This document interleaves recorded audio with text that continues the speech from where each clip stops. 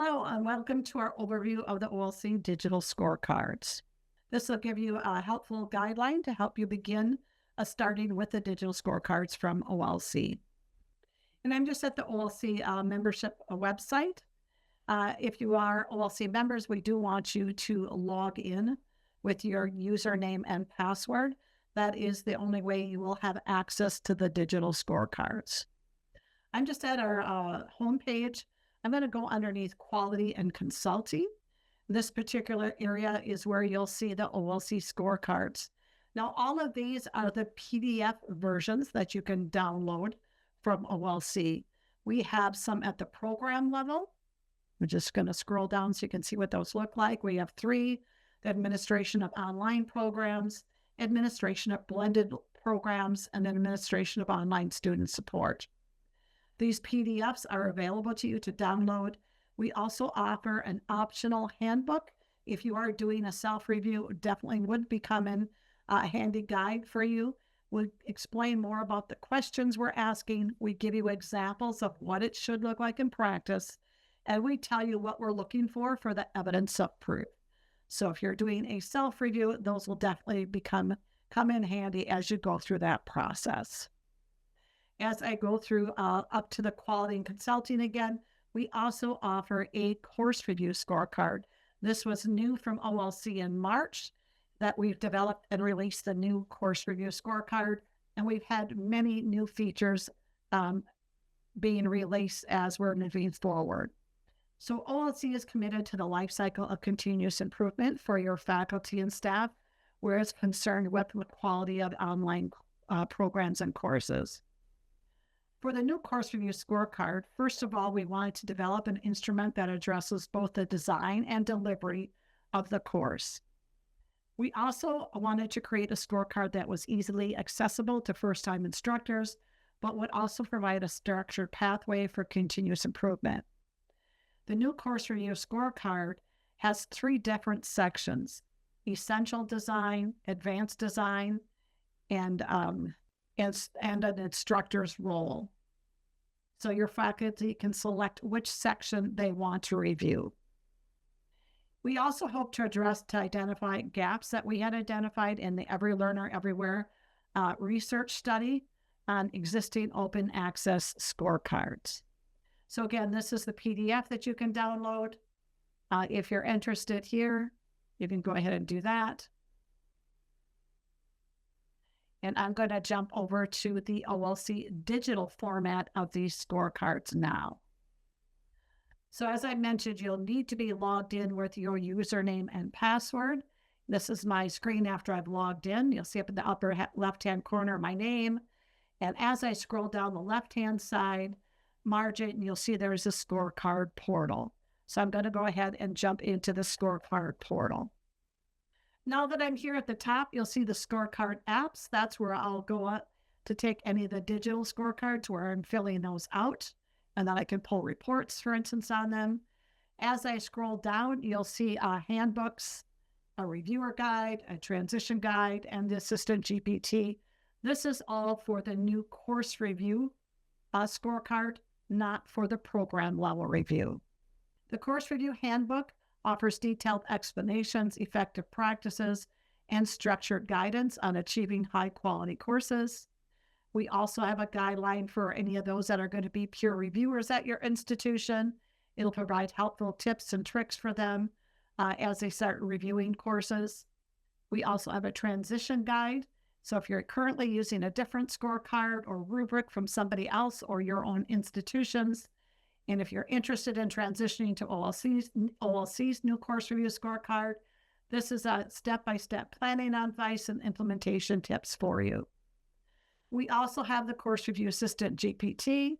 There's a guideline that your faculty and staff can download to get to start their process. And then if they want to access the GPT assistant, they would just click on that link. I'll show you what that looks like in a few minutes. First, I'm going to go into the Scorecard app, and then it will load the scorecards that I have already created from OLC. If you were new to this digital scorecards with OLC, and you've never created a scorecard before, your screen will be blank when you come in here. you will need to create a new scorecard. Now you'll see the list of my scorecards by title over on the left-hand side. I go into test 2 here. As I scroll way over to the right, there's a scroll down arrow, and I can select that scroll down arrow and I can delete that. I could leave the team if I was a collaborator. We'll talk more about that in a few minutes. I can rename it, and I can also, when I'm done, print it to PDF or CSV format. I'll just go ahead and delete that one right now. And then to create a new scorecard, in the upper right-hand corner is a tab that says New Scorecard. We have a pop-up window that comes up for you. You'll need to select which template you want to use. As I scroll down, you have the access for the course review scorecard. That's if you're reviewing a course. If you're doing the program levels, you would select whatever appropriate program level you are doing.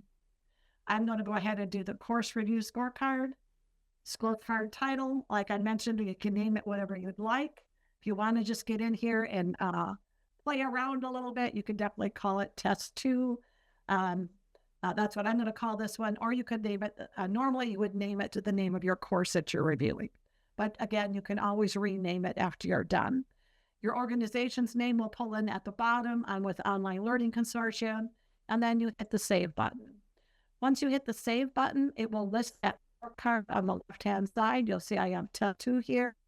And then if I open that, it will go ahead and load the course review for me, the digital format. Now, as I mentioned before, we were looking, some of the ways that we had brought out is the essential design, the different sections. That has 20 questions. Advanced design has 15 questions. And the course delivery, that's looking at your instructor's role inside the course, that has 15 questions. A lot of times when institutions are having their faculty do self-reviews, they get a little bit of pushback because sometimes it takes so long. So we wanted to streamline this and make it as efficient as possible and as simple as easy and as simple to use as possible.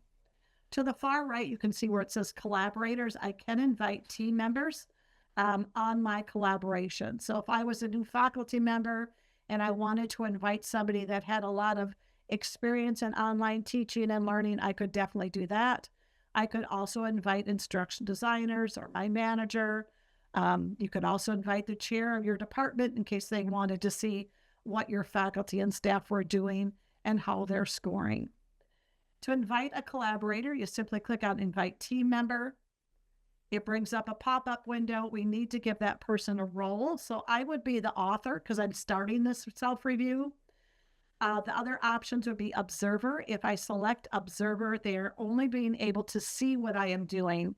They cannot add or edit anything.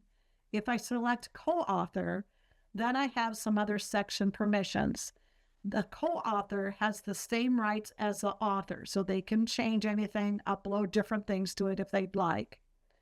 I can also select which section I want them to be a co-author of. So if I only want their help on section 1, I can select that. If I want it on all 3 sections, I can definitely select those 3. I then enter the person's first name, last name, and their email address. That does need to be your institutional email address, so using your email domain.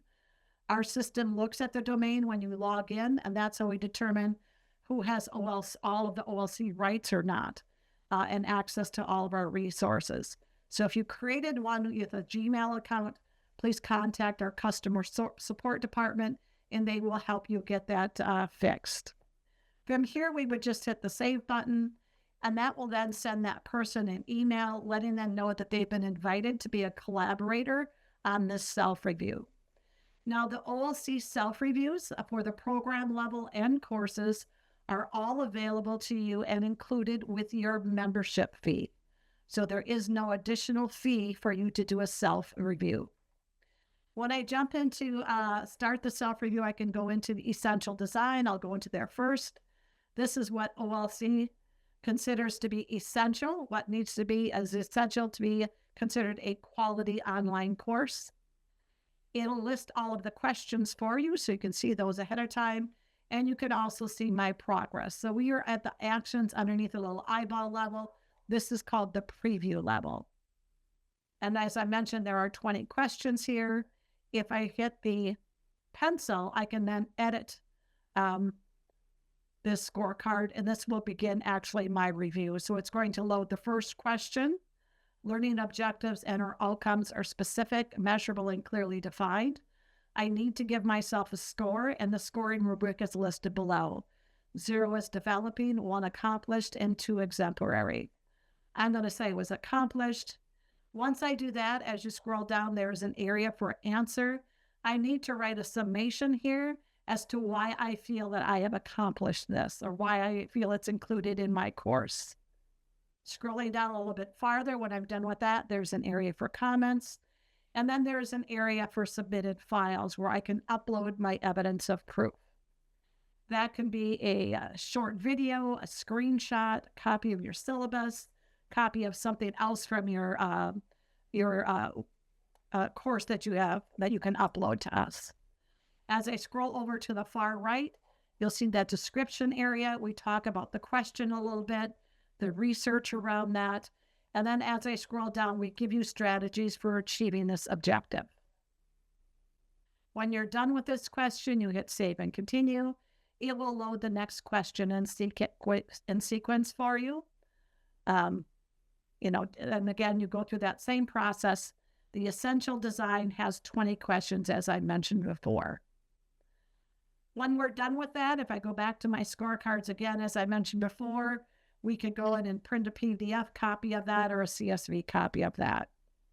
We also have administration of online programs. As I mentioned, those program level reviews. So I'll show you what one of those look like. So if I go into the test admin one, this is the administration of online programs that I had created. The sections are all completely different for this scorecard, and our rubric will change. Once I enter that, you'll see that. So these are all the different sections we have available. Administrative support, technology support, course development, instruction design, and so on. Now, it's a very likelihood that your institution has a department for administration support, maybe evaluation and assessment. You can assign this section to several people in that department, and it would be their responsibility to fill that section out. When you're starting to get ready for or planning for recertification of your accreditation, this could definitely be a helpful tool. It's looking at a whole solution at your institution where it's talking about online courses and programs. Again, you have the option of creating collaborators.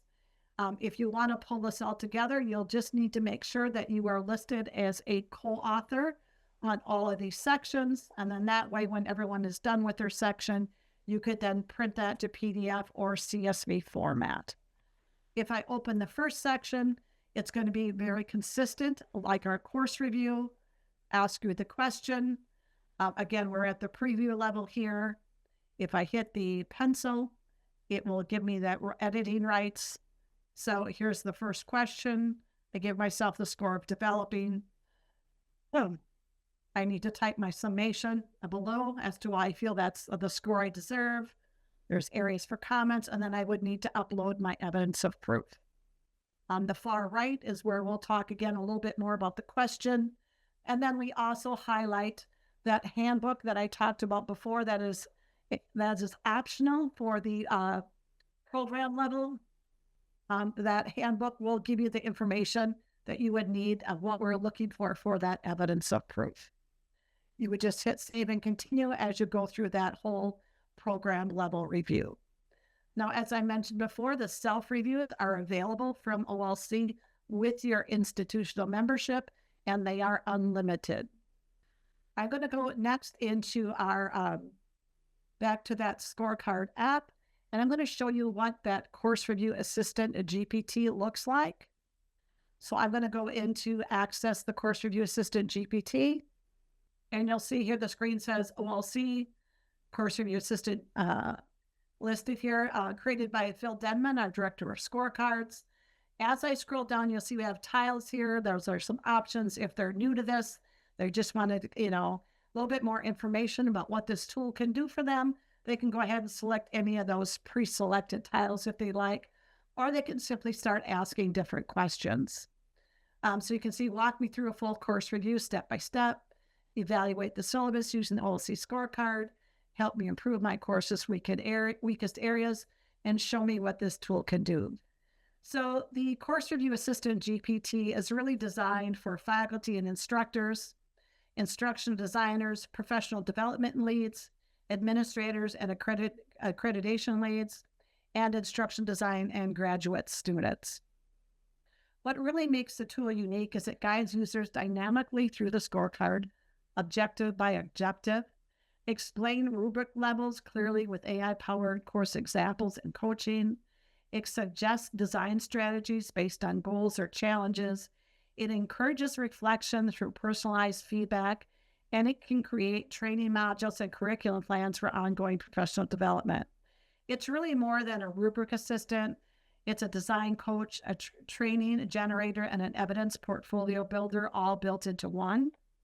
The assistant uses interview-based approach to guide users through scorecard objectives, offer context awareness recommendations, and support reflection on course quality. We would highly recommend that you work in layers, focus on one improvement at a time, like accessibility, RSI, or feedback. More tips and tricks can be found on in the supporting documentation for that GPT feature that you can download. So for our demo today, I'm just going to go ahead and ask a question here. And I'm going to ask it, can you analyze the syllabus against the scorecard and identify areas for improvement? I'm going to go ahead and click on the plus sign to the far left of that. And that's where I can add photos or files. So I'm going to go out to my desktop here where I have loaded my syllabus. And I'm going to go ahead and upload my syllabus. Once that's been uploaded, on the far right, you'll see there's an up arrow in black. I'm going to go ahead and select that. And then that's going to start that process for me. So I just asked it to identify the syllabus against the scorecard to identify areas for improvement. And my results are starting to come back. So at the top, what I really like is it provides your faculty and staff with a strength summary for them. And so they're kind of taking a look at that. And then it takes it the essential design evaluation. That's those first 20 questions in the essential design. And it's kind of showing them how it feels that they're doing. So learning objectives are specific, measurable, and clearly defined. They found that was accomplished. And then we give a recommendation. They could reach exemplary with an alignment matrix linking outcomes to activities and assessments.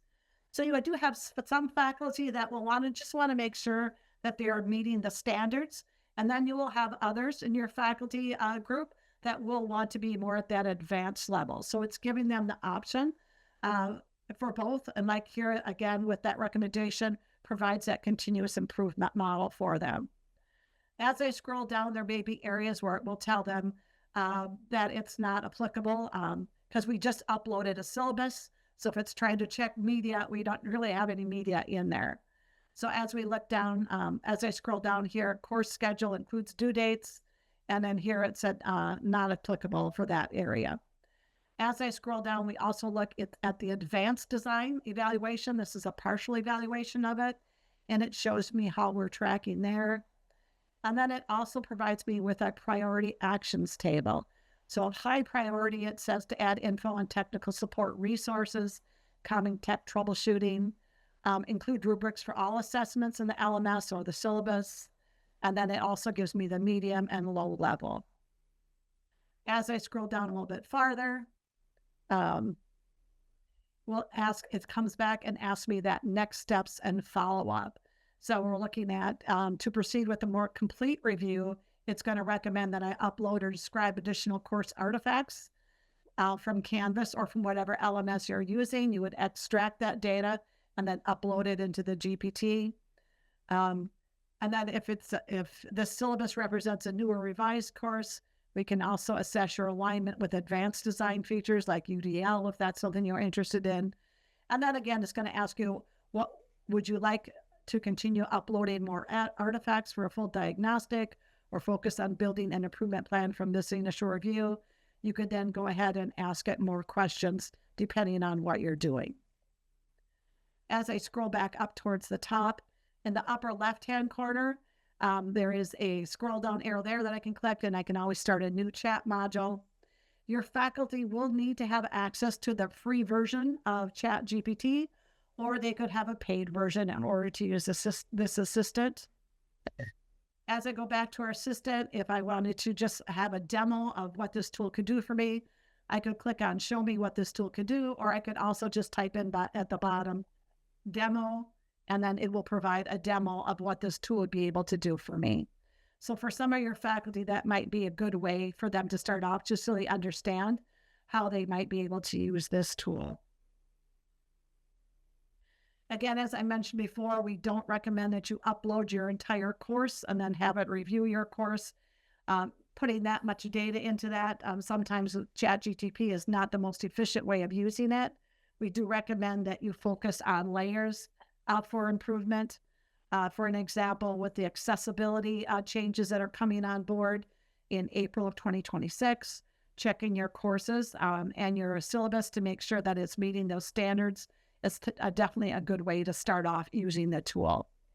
Your team can work for other questions that you might want to use, and you probably have different initiatives at each one of your institutions that you might want to track that against or compare those scorecards against. Now, these are all been the OLC scorecard, the OLC self-reviews. So you can do the course review as a self-review. You can also do the program level review as a course review. I'm going to jump back to our website real quick because we do have some other options available. So those self-reviews are included with your membership fee. There is no additional fee for a self-review. If you want it reviewed by OLC, an official review by OLC, we also offer that. So you can look at our review services here, and you have program reviews and course reviews. If that is something that you're interested in, that would be an additional fee. You would need to complete that digital scorecard out in its entirety, giving yourself the score, upload your evidence of proof, and write your summation. When you're done with that, you would submit that to OLC, and then we would have independent reviewers go through that, provide reports back to you on areas that we feel that you're exemplary and areas we feel need improvement. The whole goal is to get you to the exemplary level where you would earn an OLC official endorsement, either on your course or your program level. If this is something that you are interested at your institution, please shoot us an email at membership@onlinelearning-c.org, and we will get back in touch with you. We'll schedule a call and go through that entire process and give you that pricing at that time. At this time, this does pretty much conclude the OLC Digital Scorecard overview. Please let us know if you have any questions. We are always here to help. Thanks and have a great day.